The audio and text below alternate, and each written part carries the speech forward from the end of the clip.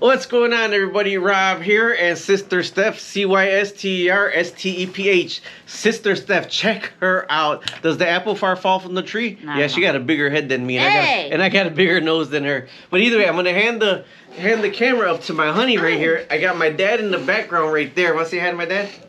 That's my dad right there. With a Budweiser. Oh, yeah. I gotta cut that, lad. Last time you had a Budweiser in your hand, they said, tell your dad to get rid of the Budweiser. All right. So either way, I tell my daughter to come up with a topic so we can cross collab. So we're gonna talk about parenthood. She wants to talk about parenthood because she is a parent. Now, her thing is Cyster Steph. Why is your stuff Cyster Steph? Because I have polycystic ovarian syndrome. So can you talk louder, please, so people can hear you? Maybe I just scream into the camera like you. I have polycystic ovarian syndrome. Which you don't have to say it for neighbors can hear it. Oh. No, I'm kidding. Which means I have multiple cysts on my ovaries, hence the cyster. Cyster Steph. Get it, Cyster Steph? Pretty cool, huh? But anyway, subscribe to her YouTube channel. But so she's a parent. They told her she couldn't have any kids. She couldn't have any kids, and guess what happened? What happened? I had a kid. She had a kid when she least expected it. How about that? But the thing is, she went all natural and all, what was it like? Is it not vegan? It's... kind of, not my eating. I did a lifestyle change, so I used vegan body products, hair care products, changed all my what do you call them? My beauty products to vegan. And I did change my diet to a healthier diet. You don't gotta change your beauty products. All you do is put what is that thing on the back? The filter, yeah. I stopped eating with like heated plastic, so no Tupperware, no plastic cutlery. In the microwave you're talking about? Right. Well, no, at all. I didn't heat anything. So like if well, you can't cook it on a stove. You're talking about it in the microwave. Yeah, in the microwave. Okay. Okay, but even also like my cutlery. So I wouldn't eat off of plastic forks and spoons. Oh, okay. Because the plastic gets heated. So any way that there was heated plastic, I would not eat off of it. And then also I started my vitamin regimen. Okay. Taking a million vitamins. But she says CoQ10. I said I get enough of that in my Bang Energy. Shouts out to Bang Energy. No. But CoQ10 is supposed to really help out. So either way, about how long after you switched over did you get pregnant? 6 months. 6 months after switching over her regimen, her health regimen, her daily regimen and all that, she finally got pregnant, and the doctor said that it wasn't able to happen. He said it was a 1 in a million chance. A 1 in a million chance. So my grandson over there is a 1 in a million travieso. I don't even know what that means. What does travieso mean? Troublemaker. Oh, 1 in a million troublemaker over there.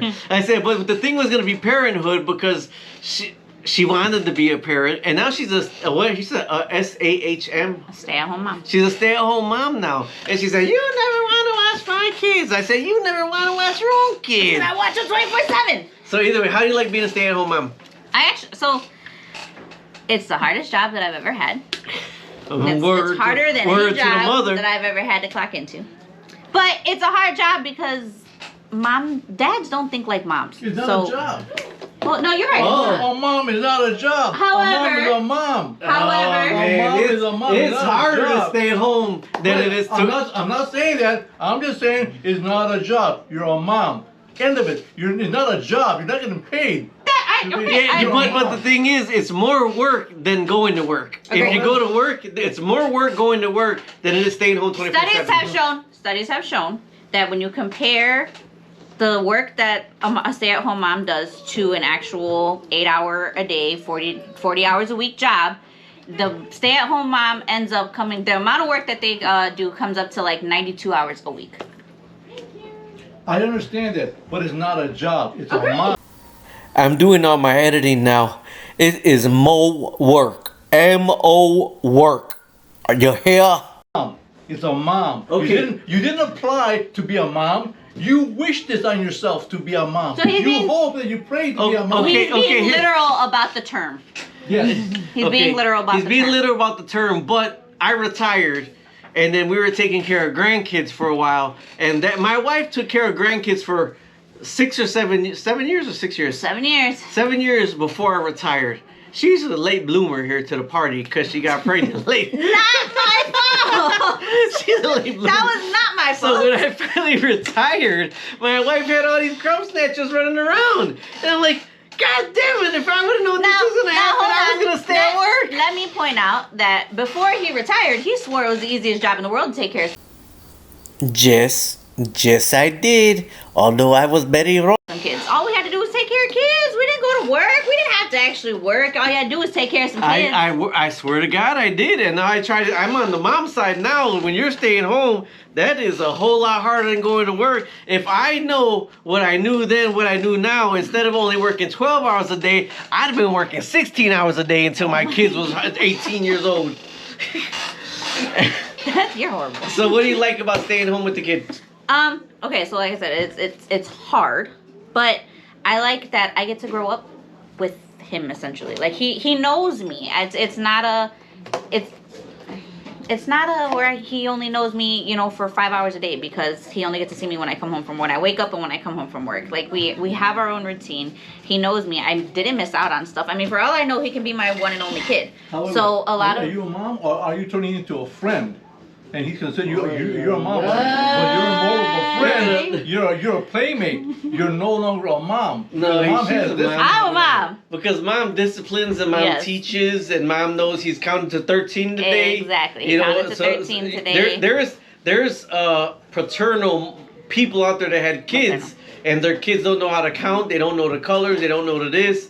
You know, Right. when your kid is talking, they have little conversations with you. They know their 1 through 13s, not their 1 through 10s. That's a stay-at-home mom. That is being a mom. You know. And I'm teaching him that, not somebody else. I get the chance to teach him that. So that was my point in saying that I can stay home with him and I can teach him. I can learn, you know, I'm learning from him just as much as he's learning from me. And like I said, these are chances that I may not get again, because who knows if I can get pregnant again. I don't know if I can get pregnant again. So I get to experience all these firsts with him, and they may be the last that I experience with him. I don't know yet. So. Now, what about the terrible twos? Oh my God, he started that at like 1.5. Those Is are it a true early. thing? It is, yes.